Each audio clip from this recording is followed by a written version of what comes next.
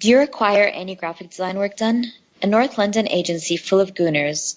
Oh, and one lonely Watford fan. We'll be happy to help. Go to www.stonecreativedesign.com and mention Gooner Ramble for a 10% discount on your first project.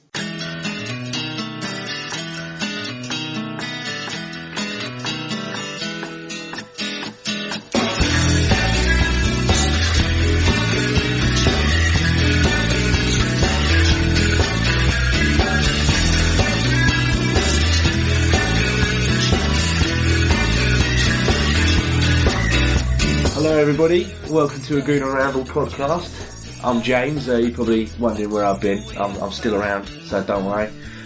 Joining me today to talk about our 3-1 victory over Bournemouth in the Premier League is Jazz. Jazz, how you doing, mate? Yeah, James, doing a lot better than last weekend. Yeah, good. And we've got a very cheerful, merry Clive. Clive, how you doing, man? Emphasis on the merry. It's been a long day, right? It's been a long day. Let's see how we go. No worries. Well, guys, like I said, a nice 3-1 win today. Just going straight in. What was your thoughts on the lineup, guys? Obviously, Debuchy coming in. That was a bit of a shock for some. I was quite happy with it. I thought Jenkinson against PSG had a dreadful game, so I was happy to see him back. And then Xhaka and El Neni together in the middle. And Oxlade-Chamberlain out wide, getting a start, which I thought was just deserved. I thought he's played quite well recently. Jazz, what was your thoughts on the lineup, mate? Yeah, well, probably Debuchy is probably the biggest talking point when the lineup came out. I think when the squad was announced, there's a little bit of surprise. I think a lot of people were surprised to see Jenkinson completely omitted from the squad. But at the same time, if you're just looking at it in footballing terms, you can't really leave out Debuchy if he's fully fit. He obviously had that game against Spurs last week in the under-23s. And I think he looked good when he came on. The first 15, the 15 that he was on, he did look impressive. It's just unfortunate that he dropped out with injury. I don't know where that leaves us now in terms of the right back situation. And Clive, yourself?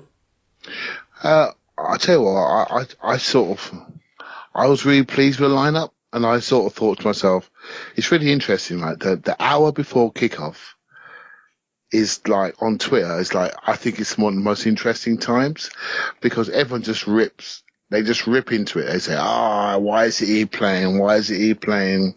And they overcommit. And they say, well, why isn't Ramsey playing? Wasn't Giroud playing? That's just was, isn't it? It's not your whole Twitter, yeah. Was sent out about 23 seconds. He must be on his holidays. He must be like, he's like Bobby Crush, right? I don't. I might be a little bit old for some of you. Like Bobby Crush, he's on that tap. He's tapping away. He's coating everything, right? Because but he's not alone. He's not alone. There are so many people that, and I started to do it a few weeks ago. There's so many people that enjoy their football through their favourites, right? And when they're not there, it all goes off. It goes off. And Wenger's trying to learn the art of rotation. So I looked at today's team and I thought, okay, Jenkinson, I love him. We all love him. Pictures on the wall, great stuff. You know what? If we were footballers, stick him right back. Can we give it a go for an hour and see how we get on? When it comes down to it, it's down to quality. And Arsenal football is played for our fullbacks a lot. And their ability to keep the ball in tight spaces is so important to how we progress up the field. We've lost our ability to build football. So, you know what? Seeing Debuchy, my instant reaction was, yes. I'm not a fan of him, but I don't care. He's been a right back for years. He knows what to do. His body shape when he sees the ball is perfect. He's got good angles when he sees it. And let's be honest, when he started the game off, he looked pretty decent, didn't he?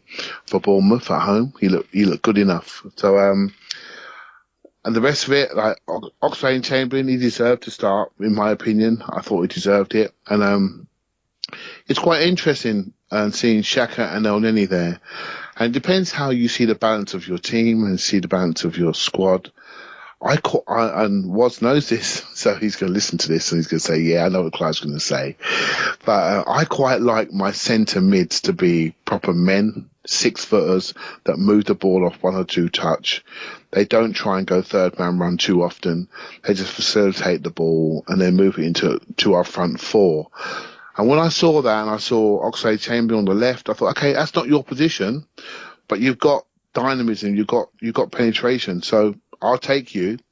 Theo playing on the right, I like it. Ozil doing what he does. Alexis is our centre forward. I looked at a lineup and said, you know what, I like it. So I tweeted it. I said, I like this. I want you to commit and say, I like it. And I think it's important that when you see a lineup, you say, okay, what's he trying to do? How committed are you as a fan to it? And more importantly, how committed is Wenger to it? Is he giving people a chance to succeed?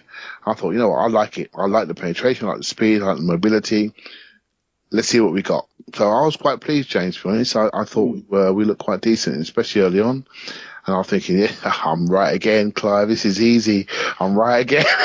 Mate, but football doesn't go that way, does it? It's never a smooth road. So that was my initial thoughts, really, mate. Yeah. Well, like Jazz said earlier, obviously Debuchy's injury on like the 15th minute was a bit of a blow. But before all that, I thought for the first 10 or so minutes we started really well.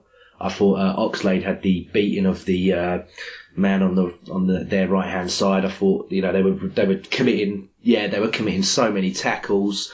Obviously we'll talk about Ake a bit later, but he started really well for them. I think he had a brilliant game for them overall, but he's got a mistake in him. But I thought we were having the beating of them for a good solid 10 minutes, and then obviously I thought the pressing was really, really good, especially from Ox and Walcott. I thought they did really well, and then obviously the goal comes, Cook makes the mistake, puts it on the plate for Sanchez, and I don't think Sanchez really got the credit for the finish. I thought the finish was actually incredible. I thought it was a really well taken goal, but obviously because of the mistake, and when you put it on a plate for a player of Sanchez's calibre, it's just going to be seen as relatively routine and easy. What did you guys make of the goal? Yes, want to go first? Yeah, well, when I saw the team, I definitely thought that front three, they're going to cause Bournemouth problems.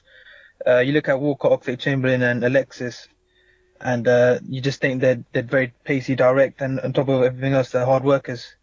And that first goal just came from the pressing. I think the first half an hour, they're already on 2-3 bookings of the Bournemouth players. So, they really kind of live with us for that first half an hour. But, then after that goal, I guess it just turned a little bit because a little while after that, and then the penalty was conceded. But that first half an hour, I think, we looked very impressive. Mm-hmm. And Clive?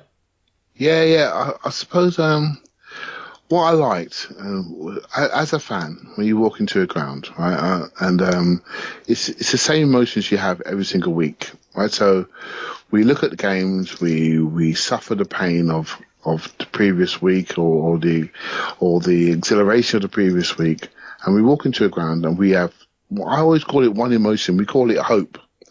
And when I looked at the team, when the ball goes to people's feet, I like to see hope.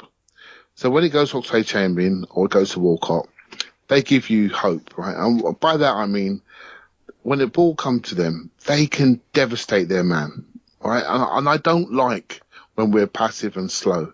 I like when we drive teams, when we challenge teams.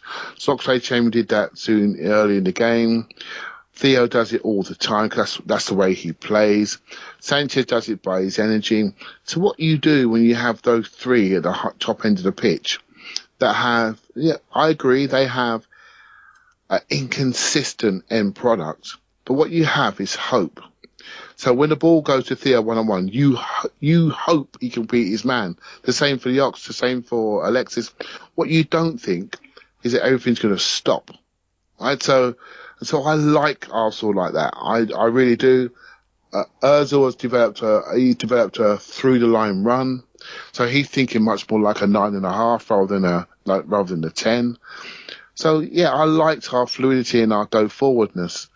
And so I was really, really pleased, and we got the goal from a small press. Got the goal. Alexis slots it. And what I like about him, I mean, I don't care what people say, right? We all love what Mesut Ozil does. If you're a sort of football technician and you're trying to see things that you've not seen before, we've all watched games for many, many years. But let me tell you something. Alexis Sanchez is our leader. He is our offensive leader of this team. He's the one that's so brave. And we're all sitting today from a home win against Bournemouth, but I judge people in the harshest environments. And Old Trafford away, he had a strapping on his leg, and he was still brave to take it to him, even though he was not in the shape to do it. He is so brave offensively, so brave with his movement. I don't care, right? He, in my opinion, he's our best player because he turns up every single week and gives it everything he's got. And as a fan watching your team and paying your money or investing your emotion or whatever you do, that's all you want to see is a player that says, I'm going to have it with you. I don't care if you're Manchester United. I don't care if you're PSG. I don't care if you're Bournemouth. I'm going to give you everything I've got out of my body. And I look at other players that we perceive to be on the pedestal. I think, actually, can I guarantee that level of impact, effort, emotion, physicality, output from you? And I just can't. And there comes a point where we've got to say, actually, he's our best player. He's the one we have to protect. He's the one who's going to define our season. He's the one that defines our identity. And in my opinion, Alexis Sanchez was brilliant today. And I'm so pleased to come out the right side on that goal and the end performance. Mm-hmm. Mm-hmm. Just a bit after that, I thought we sort of, as per usual, the last couple of weeks, sort of slowed down a bit. It seemed to got a bit inconsistent, and then Bournemouth started to come alive a bit, and then obviously they play it out. Ozil was on the ball.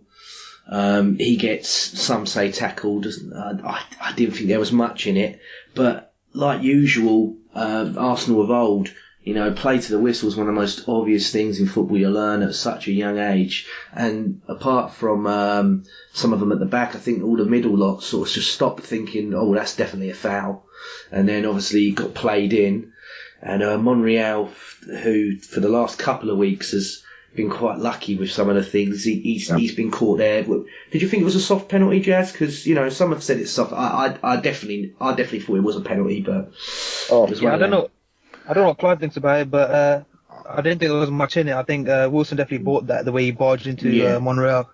Is that clever play though, do you think, or is that we're just unfortunate? Because I thought the ref was dreadful anyway. But yeah, I think the ref had a bit of a shocker. But if you look back at last season, even Vardy, when Leicester came to the Emirates, he did a similar thing where when Monreal put his foot out, he tumbled over. But you could say it's clever from the striker, but if you're just looking at it from a fairness standpoint, there wasn't much contact from Monreal.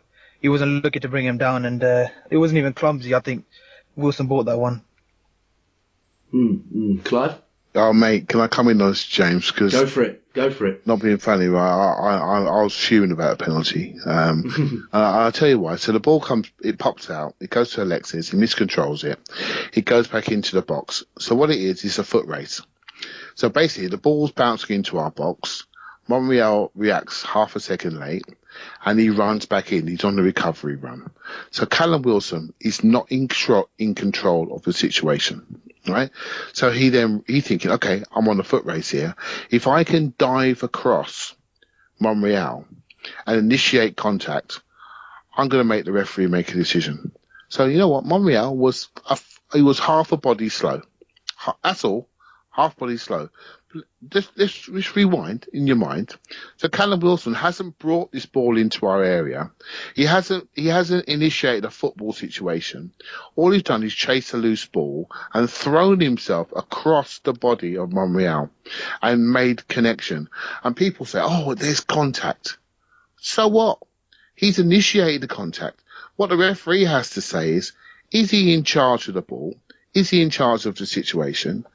If he is, I'm going to give him the advantage. He wasn't in charge of the ball.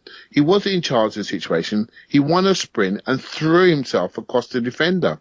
You don't give a penalty for that. And I was fuming about it.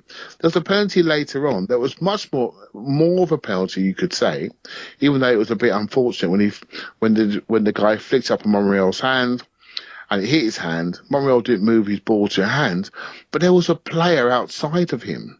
that could have received that pass. So what he's done, he stopped the pass with his hand.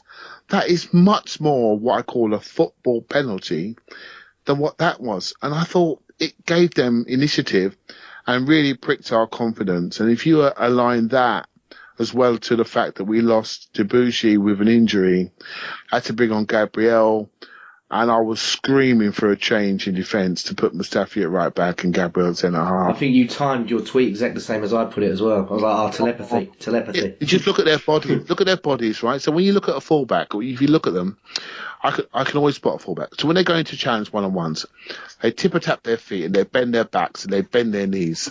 And you can see they go in early, they engage, they push forward, they push people back. Gabriel played right back like a centre half. He filled his hole and he waited for the ball to come into that space. And then he reacted to it, which is what you do as a centre back. He was just playing his normal game. And I saw flip it, you know, and, but they did it for periods, but they didn't do it for long enough. In the end, Gabriel settled down, he got warmer, and Bournemouth weren't top class, and so we got away with it. But, the injury really unsettled us, and the penalty, it led to the penalty. And we're sitting there 1-1, we're thinking, okay, Bournemouth are okay. We're now 1-1. So now it's a test of mentality, test of our nerve.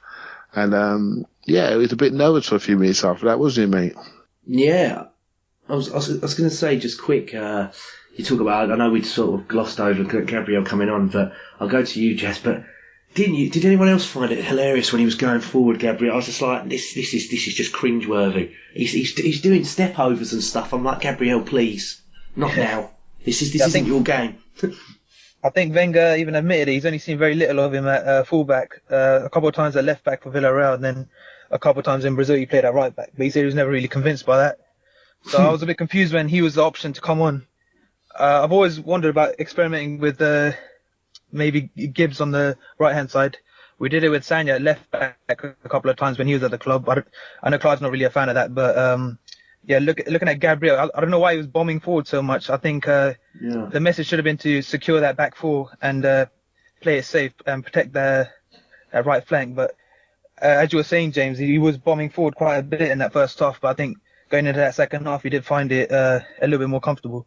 And for me as well, he seemed to be, when he was going forward, obviously that dragged Mustafi out. And I know a lot of people on my Twitter especially, they were saying that the Mustafi had one of the worst games he's had so far. And they were saying, thank God for Koscielny, because Koscielny's stats today, I haven't got them to hand, but I know they were through the roof, because he had to mop up quite a bit, didn't he? Yeah, he did, JJ, right? He did. But you know what? Gabriel's come on, and you're looking at him. It takes 20 seconds to look at him and say, you're not a right back, mate. Do you know what I mean? You're not a right back. You are straight-legged. You are all about you're reading the game and stepping away into holes or being aggressive with headers. You're not a right back. It took 20 seconds. You could see it on the first engage. I'm thinking, okay, when are we going to flip this? Mustafi's not a kid at right back. He's played right back for Germany. He's played right back for Sampdoria. He's played right back for all his club teams. What Mustafi is, in my opinion, is a slightly taller Debussy. He's very front-footed. He engages very strongly. He's a bit more aggressive and a bit sharper. He's 24 years of age.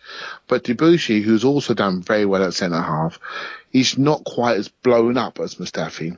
And they're what I call front foot defenders that take the space away in front. They engage in one-on-ones. They're happy in wide areas. And I like players like that, especially the way we play, where we expose our centre-halves. And I'm thinking, okay, Gabriel now is super quick. He's quicker than Mustafi. He's quicker on recovery. Flip it around. Let Mustafi take the space in front. Let him engage with the wide men. Let him smash through people. But also, Mustafi is far better on the ball. So you can build through him. And we got away with it today because the opposition wasn't strong. But I thought we were slow to reorganise. And while we reorganised, we can see the goal. And let's be honest, before half-time, it wasn't comfortable, was it? It was like quite edgy. It was quite edgy because we lost our stability. And what we don't realise when we're watching the game, we always look at the offensive six and we think, what's our combination centre mid? What's our combination out wide? Is Theo going to play? Is Giroud going to play centre forward? But actually, one of the most important things with a team in its construct and its structure is its defensive stability. And we lost it for 20 minutes there. And when we lost it, we saw the vulnerabilities of Arsenal. We saw it. It screamed out at us, didn't it? Everyone looked out of shape, out of position. We had gaps. We had no pressure on the ball. They're sliding the ball into our channels. And we all looked at it and thought, this doesn't look right. Just from a right back coming off. Do you know what I mean? And that means, as far as I'm concerned, when I always look at a team, I always look at what you can control. And as a coach, you can control how you reorganise from scenarios unforeseen. And I felt that Wenger did not control that situation well enough.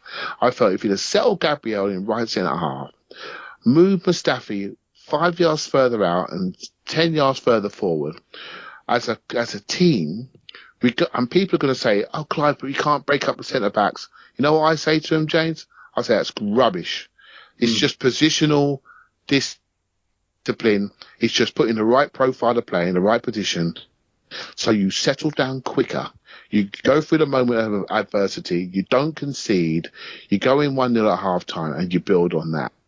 And that was my thought, really. I thought we were slow to reorganise. And I was really disappointed, actually, when we got in 1-1 and we went from there. Well, obviously, I'm jumping the gun a bit, but apparently Debuchy limped out. He wasn't on crutches or anything, but I don't know how badly and severe this is. But obviously some people saying Jenkinson had a slight knock or something, so that's 3 right-backs out. Do you see this, Jazz and Clive, do you see this being more of a thing now with Gabriel at right-back? Or, some people on my timeline, and myself included, was like, well, maybe you'll chuck Coquelin out there and keep the middle two for the time going, because, Coquelin's played right-back a few times here and there, but do you think he's going to keep Gabriel there, or do you think he'll finally go, do you know what, I might break that partnership up and use Mustafi because he's more experienced out there? Yeah, I think it's a difficult one, because he on that second half showing, he might be impressed with Gabriel, but in the more high pressure situations, obviously it was Bournemouth at home, there might be some high pressure situations coming up next month, and you wonder whether he can deal with that, whether he can compose himself the way he did in that second half. But then you look at the other options. I guess to switch him with Mustafi, as Clive said, that does look to be the best way going forward, because I'm just not convinced with Gabriel there. He's got a mistake in him there, right back, and I don't know. I can see it coming in a big game. Yeah, yeah. Can you imagine him against Raheem Sterling, right back? Yeah. Well, I was going to say he's got Redmond or whatever if he plays him in midweek, isn't he? Yeah, in the week he can play centre back, no problem. But let's be serious here now. We're talking about Man City and Everton away in December. Yeah. And we've got West Ham away next week. Antonio will have a field day for us. It's all about body shape, right? It's all about how you bend your legs, how you bend your back, how you engage. I mean, you can spot a fullback versus a centre back. It's just how they move, how they take the space away. And what centre backs do, they read the game. And Gabriel was trying to drop. He used his speed. No way. No, you can't do that when you're a right back. You got to go in and smash people. You got to go in early. You got to put their arm in their back. You got to force them away from goal. It's just it was an adjustment. It just took a long time to fix. And I just thought, actually, in my opinion, and people might not agree with me, but in my opinion, it was an obvious fix. Gabriel centre back, right centre half. Mustafi pushing further up the pitch, and what Mustafi does, he's got a personality on the ball and he can play football, and he takes the space away in front, which allows Gabriel to drop off. That's all you want. That's the combination you want. So it'll be interesting to see what he does. If Jenkinson's got an injury and Debuchy looks heartbroken when he came off, to me, there's a decision to make, and for me, it's Gabriel centre half and Mustafi right back. Yeah, good shout. Other than the Sanchez shot towards the end, which was absolutely incredible, would have been probably one of the best goals of the season so far. It struck the bar. I thought that was a bit of a woeful first half. Was there anything else you guys wanted to touch on at the first half? Jazz, what do you think, mate? Well, apart from that Alexis shot, I don't think there was very much in that first half. Obviously, in opportunities like that, you don't often see him pulling the trigger. Apart from Alexis, most players there would have picked out a pass or a cross. So that was one positive. But going into the second half, I think we were a bit slow at the blocks. I think both teams were. Yeah, well, for my part, JJ, what I saw was a nervous Arsenal up to half time. And then when we came out after half time, we sort of owned our level a lot more. And we started to pass a lot more. We started to get out of the rhythm a lot more.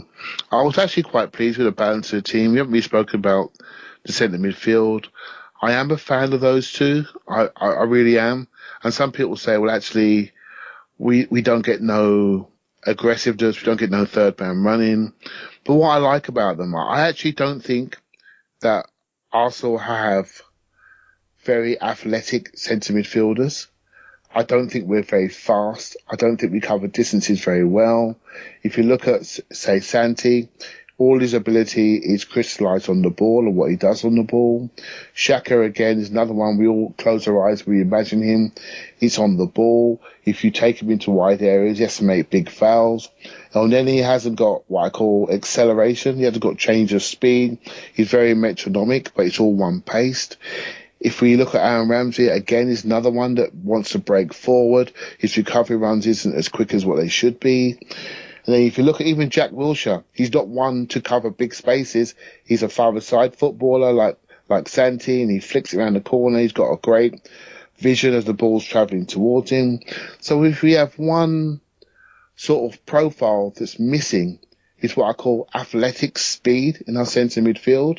And so when I look at our team balance, I quite like the two that want to stay there, that want to cover left and right half. I don't sound like my age, but I quite like the fact that Xhaka said, this is my space on the left-hand side.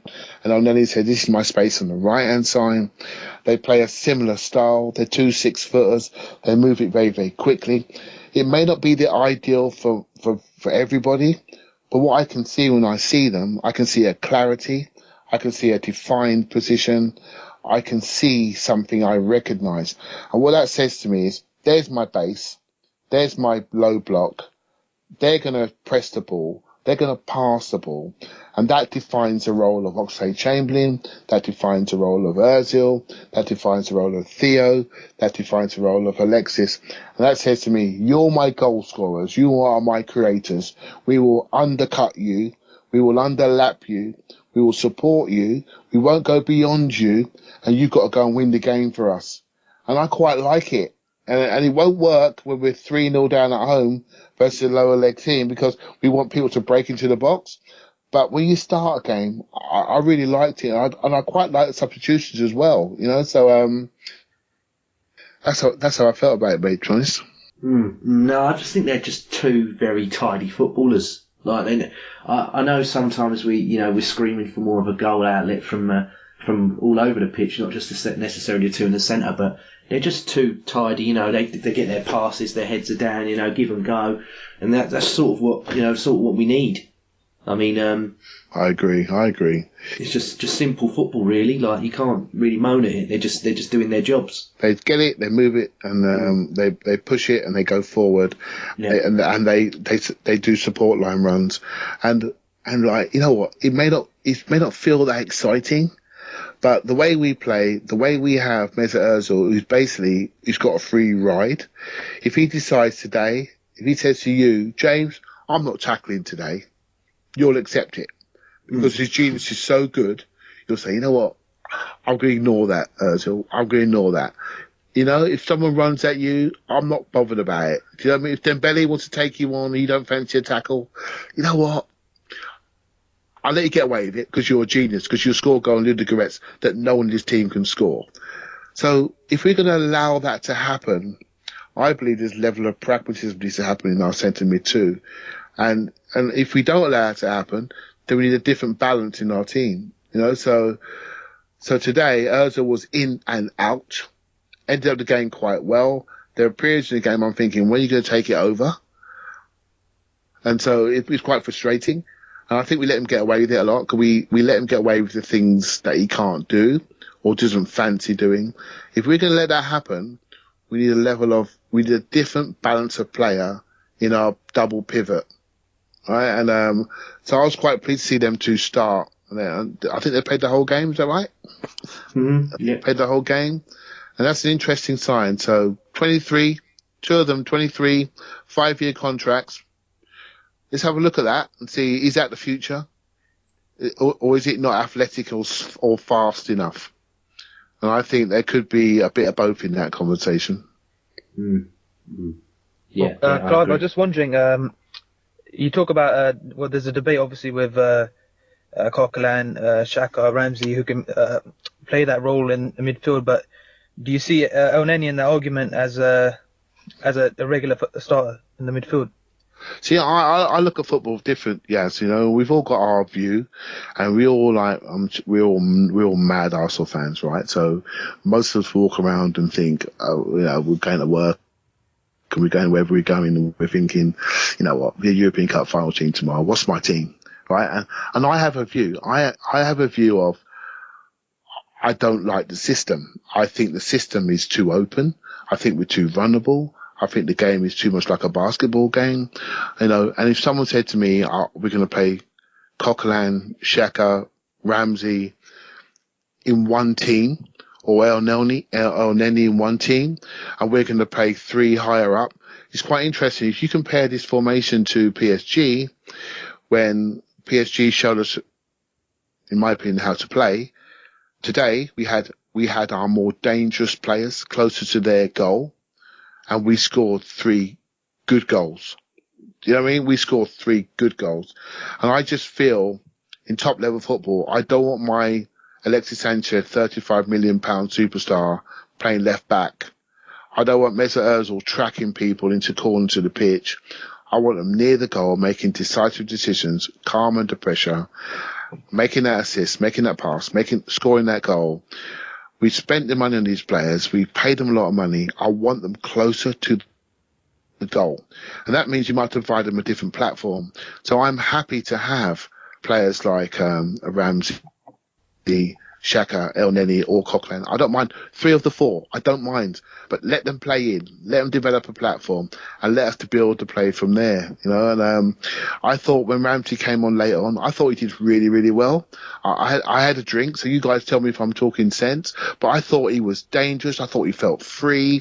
I thought he was moving where he wanted to go. I thought he was combining with people because he had no restrictions. If you restrict him in a 2 deep, you're taking away his major strengths. I've been saying this for years. Me and Woz argue about it all the time. But I've been saying it for years.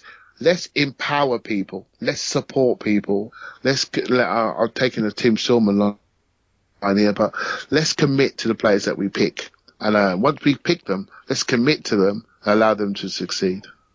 I'll just say on Ramsey, the telling thing for me was, when they were playing, I'm trying to remember who the 3 were. I know it was Giroud that laid it off, but I can't remember who initiated. That's it. Yeah. He initiated the first pass, and then Giroud laid it. And Ramsey looked so pissed off that he missed it, which for the first time in a long time, he sort of seemed like genuinely up for a game. We all have this opinion on Ramsey.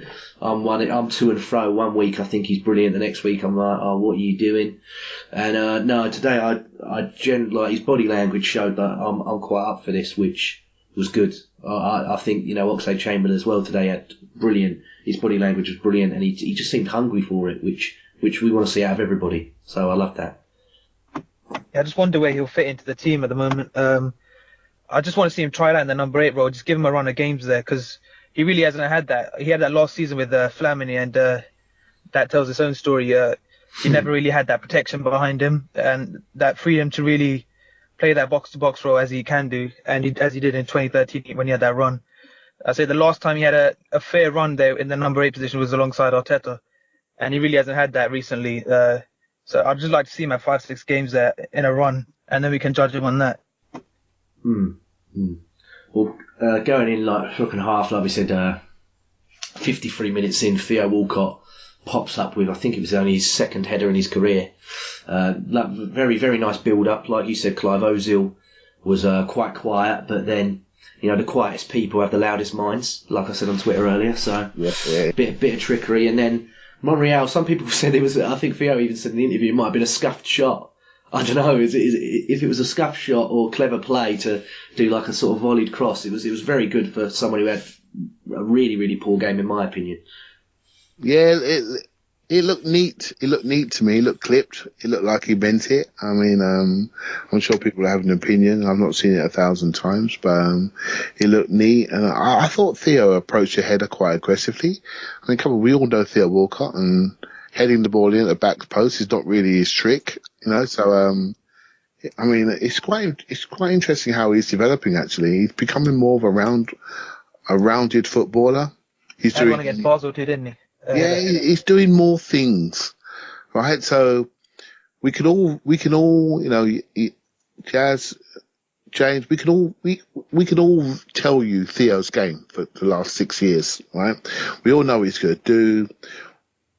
We all know he's gonna make an out to win and run. He's gonna go on the inside right channel. He's got great body power. He had a bit of time on the left last year. He scored a couple of goals there, but he's not quite as effective. And we all know he's a 15 touch a game player, but 3 of those touches might end up with a goal or an assist. And when he doesn't, we all think, what the hell is he doing? Why does he want 100 grand a week? Right? So he's a player that polarizes people, but I've been really impressed with him this season, not just at the start when he was flying, but even recently when we all know he's got things going on in his life. We all know he's carrying an injury. And even today, his effort and work rate, I thought was really, really good.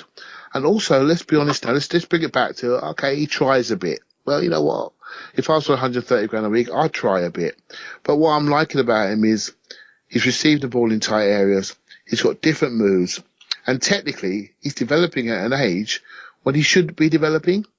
It's almost though he's different to most players. Most players have already got this technical base, and it's all about physical and mental when they get a bit older. But he is developing technically. His control is better. His ball retention is better. His strength in contact is better. And what that tells me that, we've all seen the Instagram pictures, but I feel he's somebody that takes a lot of confidence for his physical fitness. And he looks fit. He's looked fitter at the start of the season. He got an injury, dropped away a little bit, had a hamstring. He dropped away just a touch. He's obviously had a baby recently, and he's had the England games that come in the way. But I see somebody that's really working his game. And the fitter he feels, the more we're going to get from him. And I think he's worked it out. That's what gives him confidence. And when he's dynamic and really fast and really strong, I think he's better on the ball, and we get more of a rounded footballer. So I've been really quietly impressed with him. Can I just ask you guys something about Theo Walcott? Do you think now that he's finally, especially this summer, obviously not being picked for England took God knows how much out of him, but I just felt to myself the other day when I was watching him and stuff, that he's finally accepted, I'm not that striker now, so I'm just going to work on being like the best right winger I can be. And I think he's, like you said, Clive, he's come on leaps and bounds in that aspect. Like he's fully committed to being that right winger now. So I've always felt he's a wide forward, and I don't know why he wanted to be a centre forward, because that took him from big space to small space.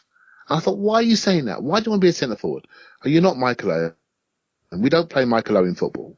But you're now, when you play right side, what you do is you're not in contact with anybody. So you half and half it. So you play between the full-back and the centre half.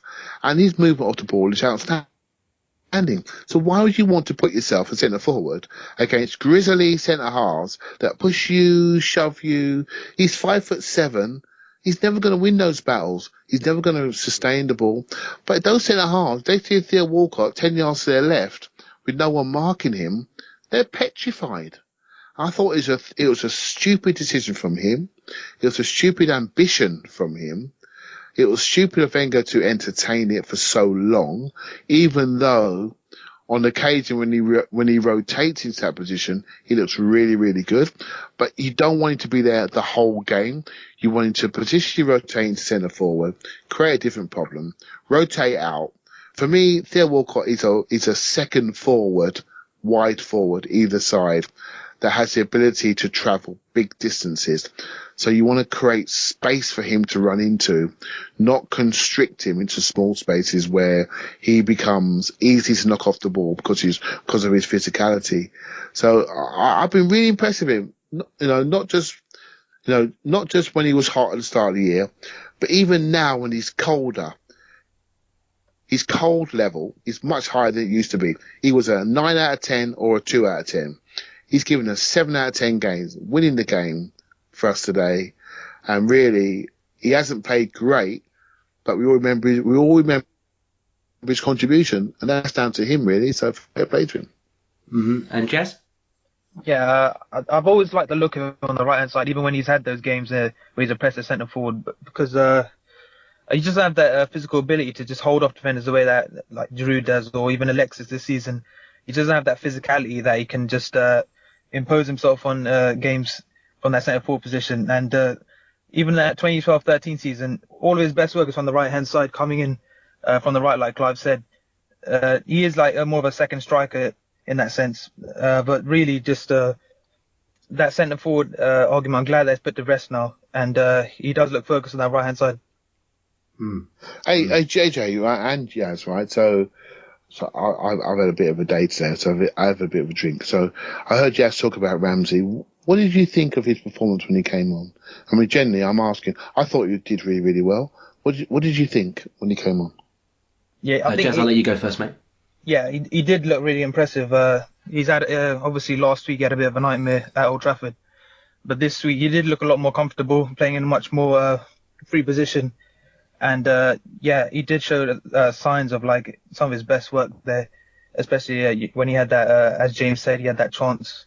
He very nearly scored, and he did look a lot brighter than he has done in the last couple of weeks. You see, because I've been saying for ages, right, that he should play tucked in left, but I don't think he should play there. It's interesting to see how Oxlade-Chamberlain plays it, how Iwobi's played it in recent weeks, and how Ramsey played it. And they all played it their way. And I was really pleased to see what I thought was a player saying, I'm here, I'm freer, I can move, I can rotate. I'm like a second number 10 to the left. Ozil's the second number 10 to the right. And it's almost like a 4-2-2-2. And we're getting in. And I'm thinking that's exactly what I hoped for when I used to say to people, Ramsey should play on the left. And everyone goes, Ramsey's not a left winger. Well, Ramsey's not a left winger like Diego Costa. Oh, sorry. Like Costa at, Douglas. Sorry, Douglas Costa. Thank you, Jazz. Douglas Costa at Bayern Munich. No way. He's not an Iron Robin. He's not a Ribery, but he can play in that half space and he can create problems. And that's exactly what I hoped he would do. I was really disappointed he didn't show the personality at Old Trafford to do that. But today he's come on and he's put him in the same spot and he's done it, isn't it? I thought he'd done it. And so I'm just quite interested to see what you guys think. Or was it just me hoping something that I envisaged had worked out? No, I thought, like I said, he looked good, and like I said as well, when he missed that chance, his back was up. Like it's refreshing to see him sort of, I've said it about Ozil countless times on this podcast. When things go wrong, Ozil's head used to just go down, and then for the rest of the game that's it now, because he's done that one thing wrong and he won't put it out of his head. And Ramsey, I think, gets that a lot as well, where he'll make that one mistake in a game, or he'll go forward, he'll overcommit, he'll get tackled, and then they'll be on a break. And he just goes, oh shit, that's me for today then. Whereas I'm like, no, keep going. Just keep ticking, game's 90 minutes or however long you got. Don't worry about it. You'll get another opportunity here and there. Yeah, that's good. We're interested to see how this develops the next few weeks. If my opinion is, got to start against Southampton for me. Well, got to start. My opinion is we've kept 2 players back, right? We kept Giroud and Ramsey back. We gave them a pre-season. We held them back when they were obviously fit. We played the Iwobi, Alexis, Theo, Ozil front 4, and it was working, winning every week. Couldn't upset it. But here they are now. They're fit. They're ready. They're not overplayed. If we're going to play them, then play them. And play them in a situation where they can succeed. Don't play them in situations where previous players have brought a different profile to the game and expect them to do exactly the same. And Ramsey, I'm not his biggest fan in a 2, but as a third midfielder, I think he's outstanding. I think we need to say, actually, okay, we need to create something for you so you can succeed. Let's not criticise him for what he can't do. You know, and me and Woz don't agree on this, and many people don't agree with me. Put him in a 2, of course he can do it. Pogba can do it, right? But Dele Alli can do it. But where are they more dangerous? Nearer the opponent's goal or nearer our goal, right? It's obvious where their best attributes are. And I see Ramsey as our Dele Alli, as our Pogba, as our third midfielder, our Vidal, as our Rakitic, that player that's allowed to express himself a little bit more than the structural players like El Neni and like Xhaka and like Santi Cazorla. And we need to create a system for him to succeed. If we don't, let's sell him. You know, let's just say, if we're not going to create a system, you're not for us, and we're going to have to sell you. But why is an Arsenal player? Let's allow him to succeed. And I think that's a very important step for us if we're going to win the league. I really do. I don't think we're going to win it without big players like Ramsey being maximised. And so that's my thought, really, mate. Yeah, 100% agree. Well, also in that second half, you know, after we scored the goal, it got a bit ropey again, like you said, Clive. A bit of a basketball match. It was a bit like, oh, we're on one. Oh no, now Bournemouth are on one, and then obviously set pieces for Bournemouth. They got some big burly bastards, as I like to call them. And Benicophobe must be still cooking himself now. I don't know. It obviously come quick, but I don't know how he missed that. I don't know. And the save was brilliant anyway, but I thought that's a definite goal. I still can't believe he missed it. Yeah, he'll be kicking himself over that. I think we just have a problem, this ability to just calm things down later on in the games, especially when we're just a goal up. There just seems to be a tendency to just get a bit panicky at the back, and I don't know the way to alleviate that, but it's something that's gone on for a couple of weeks now, and we do have those shaky moments before the closing minutes. Obviously today we got that goal to settle things at the end, but for long periods late in that second half they were pressing us. Clive? I say I really rate Bournemouth. I really thought that everything about their club I really like. I really like how they play. I really like their athleticism. Yes, they haven't had the investment we've had, so some of their defenders are not as good on the ball, playing out from the back, and that cost them early on. I love Callum Wilson where he runs the channels. The management, I mean, let's be honest, right? Let's ask ourselves the question.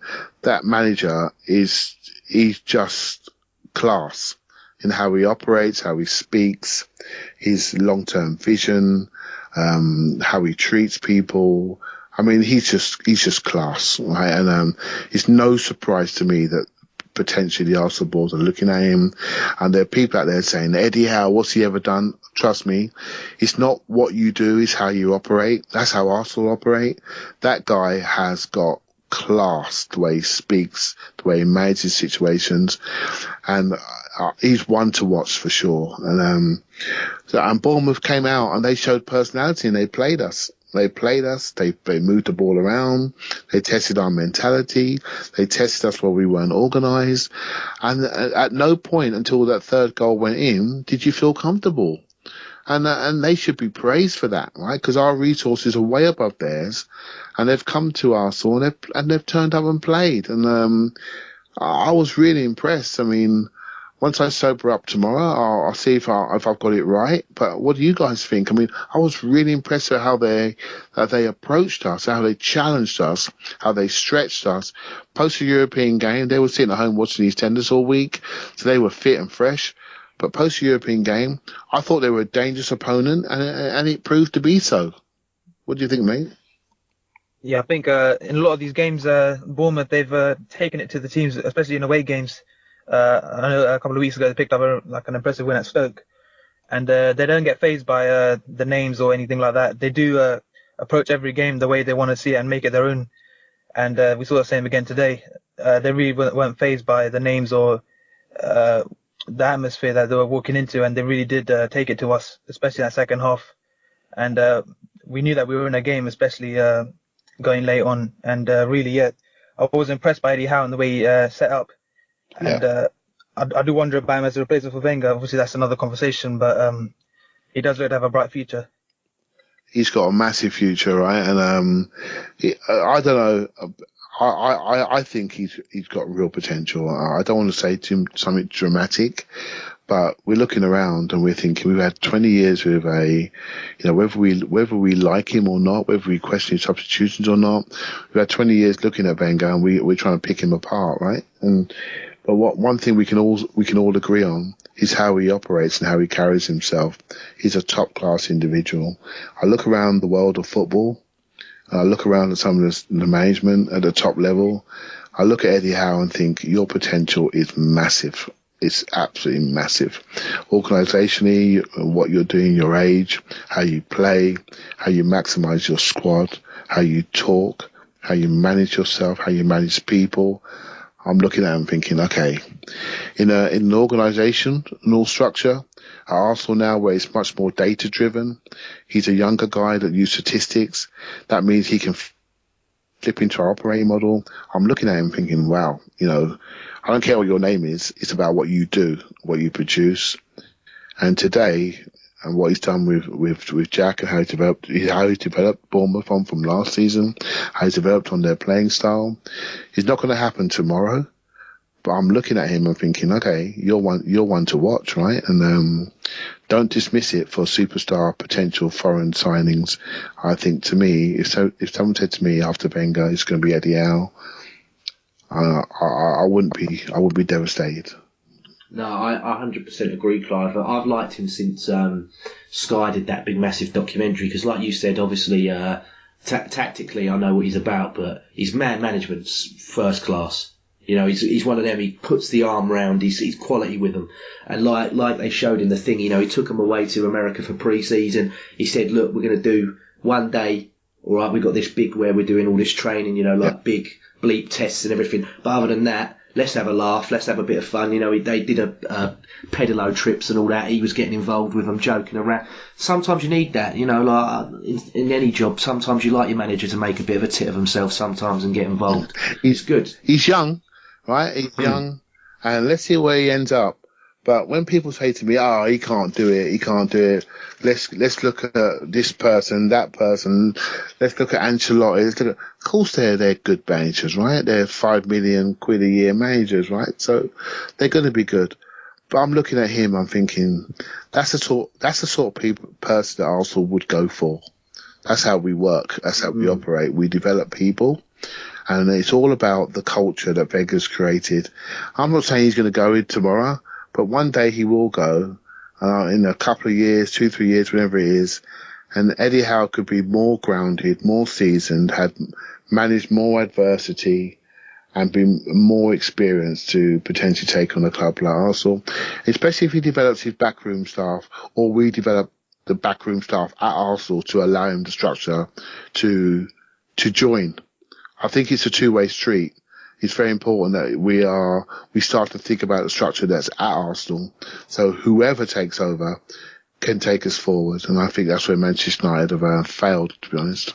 No, I think he's brilliant. The only knock that I could really have on Bournemouth is their physicality at times. They've got an awful lot of bookings out there, and they've got quite a few hotheads, like that. Dan Gosling's always been a bit of a nutty geezer. But other than that as well, just Jordan Ibe today, I don't know where the other players got their kit from, but he looked like he got his shorts from Giacomo. I'm like, what, they're either 5 sizes too big, or, I'm no athlete, but he's been eating too much or something. He looked a joke. He got locked in Kentucky over... Yeah, he looked a joke. I was like, what are those shorts? Like, literally, I just burst out laughing.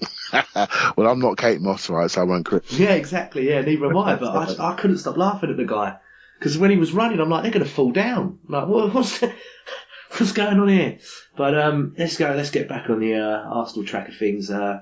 We scored, like you said, that third and most important goal, and what a brilliant bit of football that was. And I'm talking as a 25-year-old heterosexual male, and when they hugged each other, I wanted to be a part of that pylon. I'm not gonna say no more than that. I wanted to be involved in the man hug because the love for Giroud at the moment, in terms of any Arsenal fan, I think is quite high compared to what it was. But just Sanchez straight away is just like, yes, mate, you, me, man hug now. And I loved it. It was brilliant. Just coming on to Giroud, he's impressed so many times off the bench. You just wonder, like, is Wenger just convinced that he's an impact sub, or is he going to reward him with a starting place? I mean, I think Tuesday will probably be his game. Wednesday will be his game against Southampton. But you just wonder, like, is this his role now as an impact sub? Because he just does so well coming off the bench. He doesn't need any time to settle in. He does always just bully the defenders, and even if he's given 20 minutes, he makes the most out of it. You just wonder whether that's his place going forward. Love to watch him versus Van Dijk on Wednesday. That'd be a brilliant battle. I think that'd be really interesting. Yeah, I mean, every time Giroud plays, we all think, we need Sanchez. When he comes on, we all think, what a player Giroud is, right? And when he scores, we all love him. When he sets it up, we all love him. But the most important thing, we got the options, right? That's what it's about. And today, I thought he did really well. I would have played him midweek. I just felt we didn't support him against PSG well enough. But I thought today he did really well. And we won the game, right? Let's not overanalyze it. We won the game. I'm really happy. I thought it was a good, like you said, I thought it was a good result. I didn't think we necessarily got out of second gear per se. But I'm not one of these that's really, really angry. Like I tell you, JJ, you know what? I tell you what I saw. Obviously, yesterday the results. City won. Liverpool won. Chelsea beat Tottenham. And everyone's looking at Arsenal today. I thought we came out there a little bit frantic, a little bit. Like I'm watching England play cricket against India. And there's something called scoreboard pressure, right? The pressure of the scoreboard. When India put the numbers on the board, suddenly the England batsmen they're a bit frantic. They're not playing the right shots. They're getting out early because they're trying to get back into the test match, right? And sometimes football's like that. There's scoreboard pressure. You see the results previous. You just gone 1-1. What are you going to do? How are you going to react? Are you going to show patience? Are you going to build the play? And I was really pleased that we settled down, calmed down, started to build the play, regardless of the scoreboard. Theo's goal was really important because it focused us. It said, okay, we've got something to do now. This is what we've got to do. We're 2-1 up. We can now settle in and we can break from a base. I think that second goal was really important. I thought they got a free first goal. Even though they played well, we had the position in the game. We could afford to be assertive when we wanted to be. We had enough speed to spring, enough intelligence to spring, so they couldn't overcommit on us and push us back. And we won the game, right? So I'm really pleased with it. I'm really pleased that we're now back, and the top four are now stretching away. For me, the top four are the top four, and let's see how we develop later in the season. Mm-hmm. Jazz? Yeah, just we came to the November period. That doesn't happen too often, does it? Unbeaten, no loss in the league, and you wonder how many times that's happened. And there's just a certain resilience about this team. And where we would have picked up losses, we're picking up these draws, and these do count towards the end of the season. And be interested to see what happens in this coming month. We got obviously trips to West Ham and Basel, and then trips to Everton and Man City. So this will really test us, but things are looking positive at the moment. Yeah, 100% agree. Well, man of the match obviously was Sanchez. I guess that's all a full house for everybody. But was there anybody else that really stood out for you guys today? For me, I was obviously Alexis stood out for me. I thought Koscielny played really, really well. I thought we're starting to get some consistency from him. I did like the way Ox started. I thought he got a bit loose. But apart from that, I didn't really get a feeling of Xhaka and Elneny. I need to watch it again. I need to get a feeling to how well they did. I'm sure people are going to have opinions on that. But when I close my eyes and I look at that, I think I like them. But let's see let me look at that again and see what they did. But I thought Koscielny and Alexis, and I thought Ozil in patches was really, really good. But for me, Theo in the current circumstances, fighting for get his levels back, I thought he did well also. Mm-hmm. And Jess? Yeah, I agree with Clive there. I'd say Xhaka and Oneni, if you look back at it, they did really take control of that second half. I think Xhaka, I do want to see a lot more of him, the way he can pick out a pass. I think only Santi Cazorla, the club, can really match him, like in terms of picking out those cross-field balls, picking out the fullbacks, and playing that pass in between the lines. And really, Xhaka stood out for me in that second half. Nice one. Yeah, and just quickly, we got the one listener question before we wrap it up. It comes from Martin Morgan at Welsh Gooner 95. He said, Monreal conceded a pen today and is not on a good run of form. Is it time for Gibbs? Jazz, I'll let you jump in first. Yeah, well, I've been supporting Gibbs for a long time, especially this season. I think he does deserve a chance whenever he gets it, and it might be time. He'll obviously get a chance on Wednesday. If he presses again, the pressure will be back on Monreal, but I think it's a bit rash to pull the trigger yet. I think we're being a bit harsh on Monreal. He has had some good games as well as some erratic ones, but I don't know, maybe just hold off on that just yet. Yeah, I thought Wenger played the week. I thought if there was no EFL game on in the week, I'm telling you now, I think Gibbs would have played. I think, Callum Wilson's quite sharp. Bournemouth play the channels quite well. And that's a game for Gibbs. And I just felt Gibbs will probably captain the team on against Southampton. And I think Wenger saved him for that game, to get through that game, and we got away with it. I actually felt today, for the first time, I know we've conceded a lot of goals from the right-hand side, but that's not always down to a left-back. But I saw something today in Monreal. I thought, actually, Gibbs is getting really close now. He's calming down under stressful situations, and I think he's way quicker on the recovery run. He's a bit more bouncy going forward. I think Monreal's far neater on the ball. He's far more European in his his ball retention and pass retention and his combinations. But that gap is really, really small. And a year ago, we would have all said Monreal's a step ahead. So he's just lost half a step, and people are targeting him. And I think, one of our major signings has got to be a left back with power. And, I watched Monaco the week. I don't know if you guys saw it. Monaco versus Tottenham. There's a left back there for Monaco. Mendy. Did anyone see him? Yes, yeah, he's on loan from Marseille, isn't he? Wow. I thought he was fantastic. And to allow Arsenal to play Arsenal football, to have, say, Bellerin who really dominates his right side, and have a left back like that with power, a bit more size, that's what we need going forward. And I'm not saying Gibbs is our future, but I do think we need two strong left backs. And I think maybe next season Monreal may not be here, and we just develop into a new combination. Jess, what are your thoughts? Do you think Gibbs needs more time? Yeah, I can't disagree with that. I think obviously time's catching up with Monreal, and Gibbs he's conducted himself well, he's been professional. He's never really made a fuss about sitting on the bench, and whenever he's come in, he's always impressed. Especially like the last, obviously end of last season and obviously this season.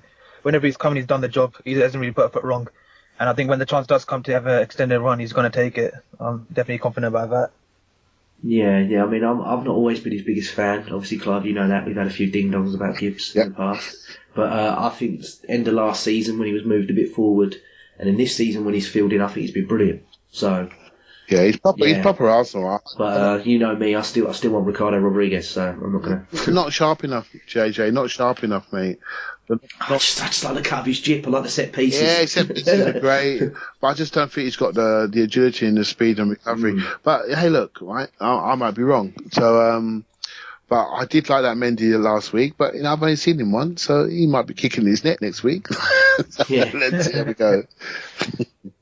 I don't know if there's any. I don't know if there's any decent left back in the academy. Is there someone that can do a Bellerin? No. That's...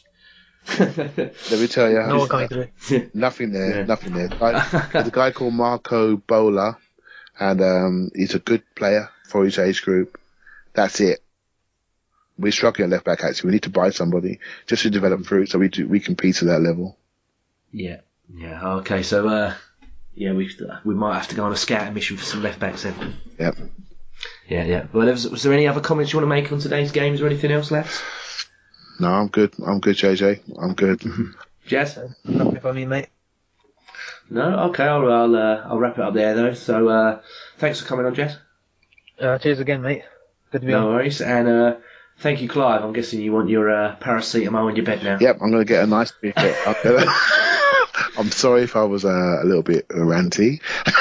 But Clive, you know what? I'm pleased. I'm really pleased. It's what you're here for, mate. It's what you're here for. I'm really pleased with the result. I'm really pleased with the result. We're all Arsenal fans in the end of the day, and we should enjoy these days when we win at home. It's good, right? So when I get a good chance to see it again, I'll be back in midweek. No worries. Well, thanks again, you two, and thanks again, everybody, for listening. Like, comment, subscribe if you haven't already, and iTunes comments, if you could leave one of them, that'd be great as well. We really appreciate all that, and thanks again, everyone. Take care. Do you require any graphic design work done? A North London agency full of Gooners. Oh, and one lonely Watford fan. We'll be happy to help.